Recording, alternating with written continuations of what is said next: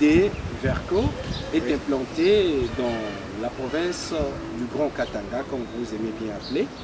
Nous sommes arrivés ici, il y a plusieurs partis politiques, mais nous nous sommes intéressés à votre parti politique.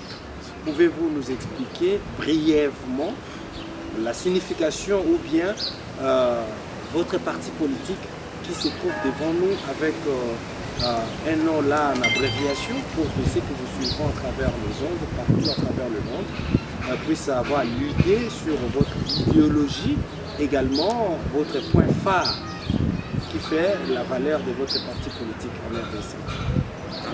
Merci beaucoup, monsieur le journaliste. Notre parti politique, comme il est nommé, c'est le parti politique IED Verco. IED Verco, c'est Union des écologistes congolais. Donc nous appelons le Vert congolais. Le Vert congolais, pourquoi? Tout ce qui se passe. Vous voyez même dans l'Éden, quand Dieu a créé le monde, il a commencé par créer d'abord les arbres, les animaux, que nous puissions protéger ces histoires. Avant même que nous soyons d'abord créés, pour avoir la même issue sur ces histoires, Dieu nous a créés et nous avons trouvé la terre était bonne. C'est pour cela, avec notre autorité morale, qui est Mama Dorcas Ngoï, avec nos pères fondateurs, ils ont trouvé que nous devons lutter pour protéger notre environnement. Et ce n'est pas un secret. Vous voyez même dans le monde actuellement, nous sommes en train de lutter contre l'environnement. C'est pour cela que nous avons trouvé qu'au Congo, il n'y a que nous qui peuvent protéger notre environnement, des eaux, des arbres. C'est ça notre objectif. C'est pourquoi vous voyez le parti au Grand Katanga, nous sommes en train de lutter contre tout ce qui est comme immondice, l'environnement de notre province et le Grand Katanga en général, pourquoi pas. C'est de ça que nous sommes en train de lutter avec notre parti. Nous sommes déjà installés, ce n'est pas un parti mallette. Nous sommes installés et c'est sur l'avenue Niembo, vu que pour ceux-là qui connaissent le Lubumbashi, nous sommes sur l'avenue Niembo asphaltée. Au niveau arrêt Kabwe CCA et sur l'avenue Niembo. C'est là qu'on se réunit presque chaque dimanche avec nos réunions. C'est à Kin, ça a commencé à Kin et ici. Et nous avons trouvé que l'unique cadre où on peut promouvoir les intentions que nous avons bien entendues, de faire comprendre aux Congolais et pourquoi pas le monde entier qu'il n'y a que l'environnement qu'on peut protéger. Quand vous me parlez que les partis politiques, ils ont d'autres objectifs.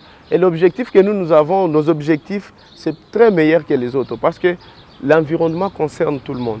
Personne n'est épargné à ce qui concerne l'environnement. Bien sûr que oui, bien sûr que pourquoi pas. Surtout que le monde entier est derrière nos objectifs. Tout le monde, vous voyez, le président est allé à l'ONU. Dans son discours, il a énuméré la partie qui est beaucoup plus intéressée à l'environnement. Donc nous sommes au top. Premièrement, c'est un parti démocrate où chacun qui adhère doit se sentir libre. Il peut s'exprimer comme il veut. Il peut s'exprimer comme il veut, mais en suivant notre hiérarchie. De deux, vu que nous sommes en train de lutter contre l'environnement. L'environnement, ce n'est pas la pollution de l'environnement. Vous voyez, personne ne peut rester indifférent face à ça. Donc le monde entier crie à la pollution de l'environnement. Et nous, maintenant, au Congo, nous avons commencé à lutter contre ça. Au sein du parti, il y a des séminaires que nous sommes en train d'organiser pour apprendre à la population comment protéger notre environnement, comment protéger notre eau et tout ce qui est à la portée de la personne humaine. Nous devons protéger ça. Comme je viens de vous le dire, notre parti, c'est pour les Grands Katanga. Jusque-là, on n'a pas encore fait une année. On totalise maintenant 6 mois. Et dans les 6 mois, vu que notre parti est en train de suivre la politique environnementale du président de la République. Le président de la République a lancé d'abord un message fort, comment nous devons commencer à planter d'abord les arbres. Nous étions dans une discussion avec le FEPER, président de l'Assemblée provinciale, qui lui-même était le président et le coordonnateur de l'Union sacrée. Nous-mêmes, nous sommes membres de l'Union sacrée. Il devrait nous recevoir. On est en train de voir, nous sommes dans des pourparlers pour aller voir même le gouverneur, qu'on nous donne d'abord un site où nous-mêmes, avec le parti, nous pouvons aller planter d'abord les arbres là-bas. Oui. Nous avons vu que nous, on se considère déjà comme étant, nous sommes au pouvoir, parce que celui qui est au pouvoir, c'est notre allié. Donc, vous venez de me poser la question, vous pensez qu'avec vos objectifs, où vous êtes en train de lutter contre l'environnement, pourquoi ne pas considérer ça comme étant une ONG et pourquoi vous sautez directement, vous considérez ça comme un parti politique? Maintenant, c'est la réponse de savoir ce qui nous a poussé avec nos pères fondateurs que UED-VERCO soit un parti politique avec des ambitions riches que nous avons. C'est ce que vous venez de voir. Maintenant, l'unique moyen et le cadre où on peut s'exprimer pour lutter contre ce qui se passe à Likasi, c'est en étant dans la politique. D'ici 2023, il y aura les élections, il y aura beaucoup de députés des UED-VERCO qui vont être élus ici dans l'espace Katanga. C'est l'unique moyen où on peut aller s'exprimer. C'est pour cela qu'on fait même appel à la population de s'intéresser à notre cause, que nous soyons élus pour parler de leur cause aussi. Il est le président Tshisekedi. Il a commencé d'abord par braver plutôt la peur. Vous voyez, l'Afrique, avoir les droits de veto, ce n'est pas facile. Hein? Nous avons tous suivi comment le président a dit nous devons avoir 4 sièges. 2 des membres permanents et 2 autres des membres non permanents. Donc, notre président, nous sommes en train de le soutenir dans ses actions. Avec les discours qu'il est en train de faire, ça nous laisse voir que le Congo est fort avec le président Tshisekedi pour le moment. Le Congo est fort. Il a fait entendre de la RDC partout dans le monde entier. UED-VERCO est derrière le président de la République. Alors, donc le discours du président, vraiment, le discours était bon. Et notre intention par rapport à ce discours, elle est très bonne. Il y a une chose, avant que nous soyons de l'Union sacrée, nous sommes d'une grande plateforme, l'FPAI. L'FPAI qui est c'est une plateforme des alliés de l'UDPS. C'est pour dire que nous sommes les alliés naturels de l'UDPS. Avec le président de la République, nous sommes en train de travailler par rapport à sa vision. On travaille selon la vision du chef de l'État. Donc, nous allons conquérir le pouvoir et nous aurons la majorité au sein des assemblées provinciales et l'Assemblée nationale sans discussion. Je vous promets. Oui, nous allons. Là, vous voyez que le problème n'est pas maintenant à notre niveau. L'Union sacrée, nous sommes en majorité à l'Assemblée nationale. Mais le problème, c'est au niveau des confessions religieuses, ce qui ne concerne pas l'Union sacrée pour le moment. Nous sommes prêts pour aller aux élections. Même maintenant, si on organise les élections, nous avons déjà notre candidat. UED-VERCO porte son choix sur la personne de Félix Antoine Tshisekedi, qui est notre président de la République. Et c'est avec lui que nous allons aller aux élections en 2023, avec un bilan positif. Pourquoi nous disons un bilan positif? Vous ne pouvez pas voir les choses comme les gens... Vous êtes les gens de la presse. Le président de la République a un bilan positif. Pourquoi nous disons positif? C'est comme moi, depuis que j'étais à l'université. Comme là, vous ne pouvez pas me dire les noms des numéros 1 de l'ANR. Moi, je ne les connais pas.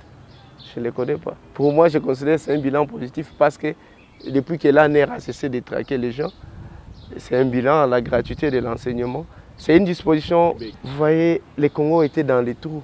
Maintenant, Félix a amené le Congo sur la terre.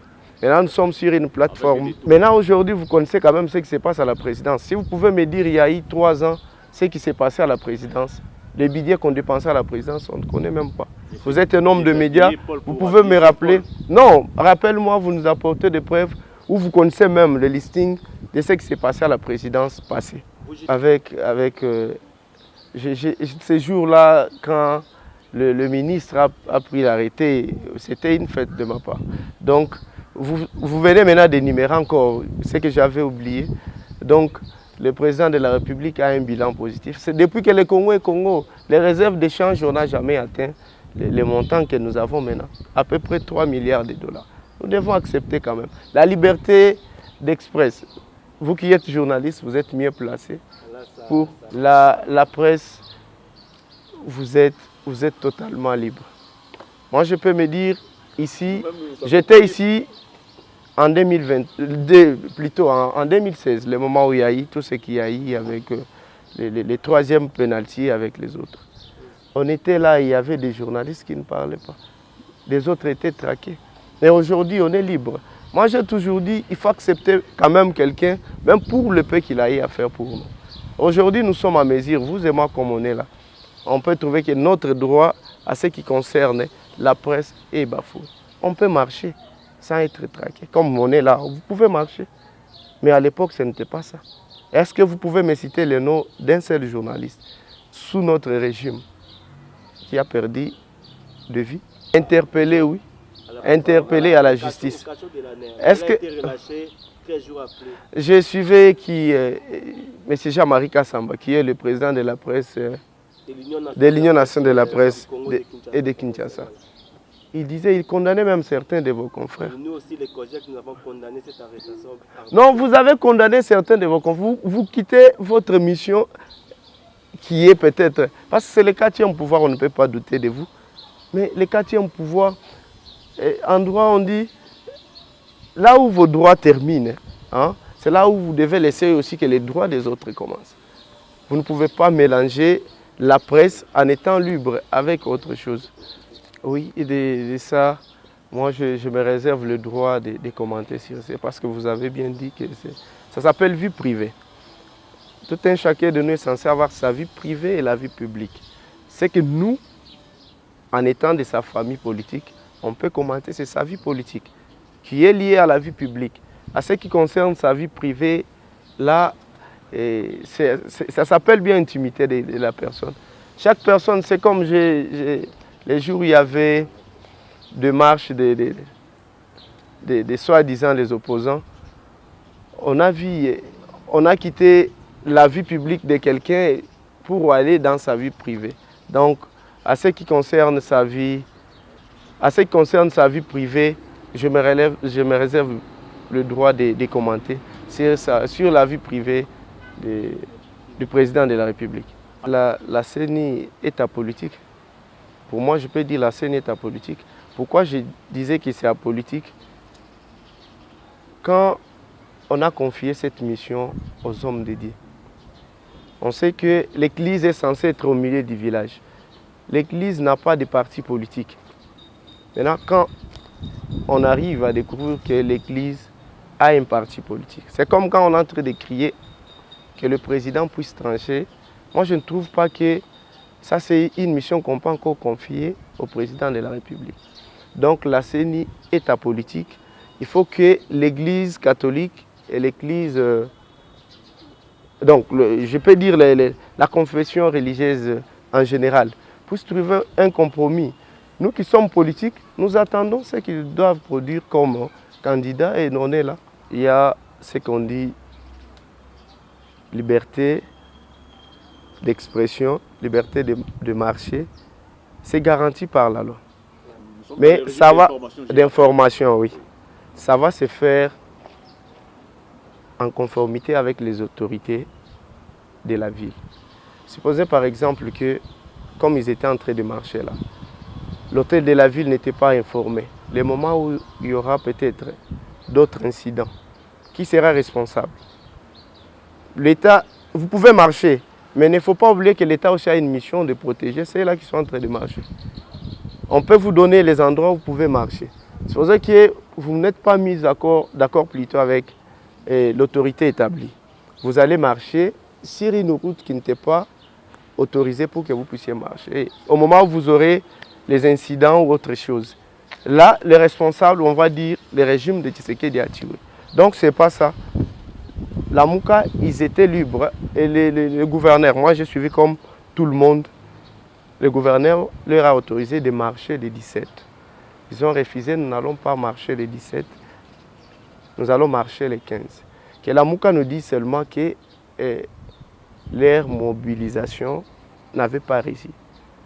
Donc la marche, on avait autorisé, mais ils n'avaient pas réussi comment mobiliser les gens, comme disait le secrétaire général de l'IDPS, Augustin Kabouya. Il y a certaines notions que M. Fayoulou ignore.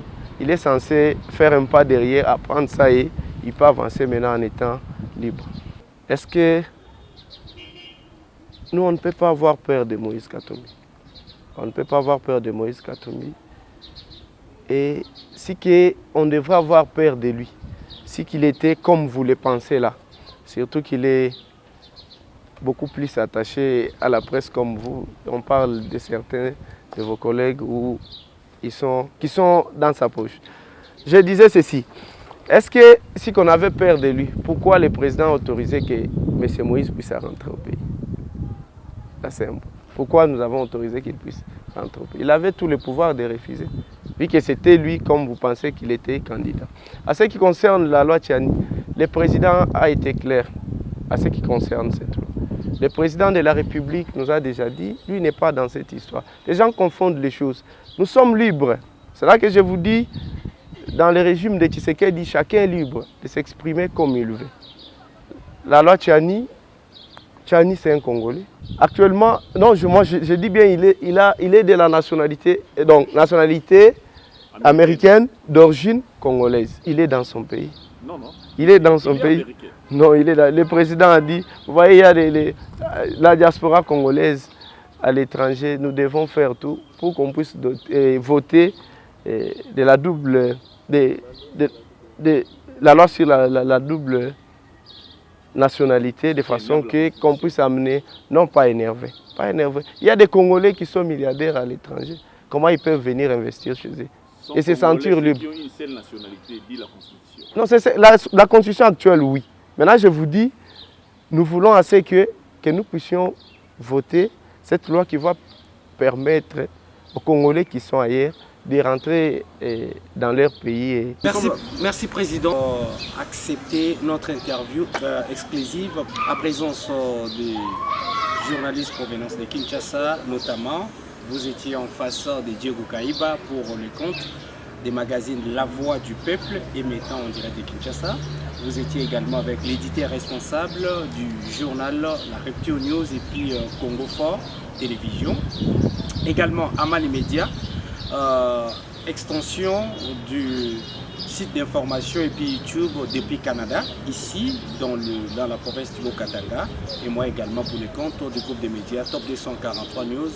Nous étions très heureux de vous suivre aujourd'hui en exclusivité en rapport avec l'actualité du jour. Également, nous parler de votre parti politique. Est-ce que aviez-vous un dernier mot à adresser à ceux qui vous suivent à travers les différents médias dont nous venons de vous présenter? Ok, merci beaucoup monsieur le journaliste. Le message de la fin que je peux lancer d'abord à mes frères d'abord du Katanga, les grands Katanga en général. Nous devons soutenir la vision du chef de l'État, Félix Antoine Tshisekedi Tshilombo. C'est quelqu'un qui a d'abord la volonté d'aider le Congo. Il va aider le Congo. Je suis sûr et certain que nous allons arriver avec lui dans les bons résultats. Merci beaucoup. Et à la jeunesse? Et à la jeunesse katangaise en général, de rester unis. De rester unis, nous devons rester unis. La division ne va pas nous amener de bonnes choses. La division va nous détruire. Nous devons rester unis parce que, comme on dit, l'union fait la force plutôt. Nous devons être unis. En étant unis, nous devons aller très loin. Vu que Il y avait certains pays où même les drapeaux congolais n'arrivaient pas. Maintenant, aujourd'hui, nous avons, sous le leadership du président de la République, on arrive partout. Et à ce qui concerne mon parti, je fais appel à la population katangaise de venir adhérer massivement. C'est un parti qui promet, c'est un parti qui a de bonnes ambitions. Il y a des vercos. Mesdames et messieurs, cette interview exclusive vient de prendre fin. Ici, vous étiez très nombreux de nous suivre partout à travers le monde. Merci pour votre attention. Restez connectés et abonnez-vous sur toutes les plateformes digitales qui se sont présentées ici dans la province du Haut-Katanga. À nous revoir très bientôt. D'ici là, portez-vous bien. Ciao.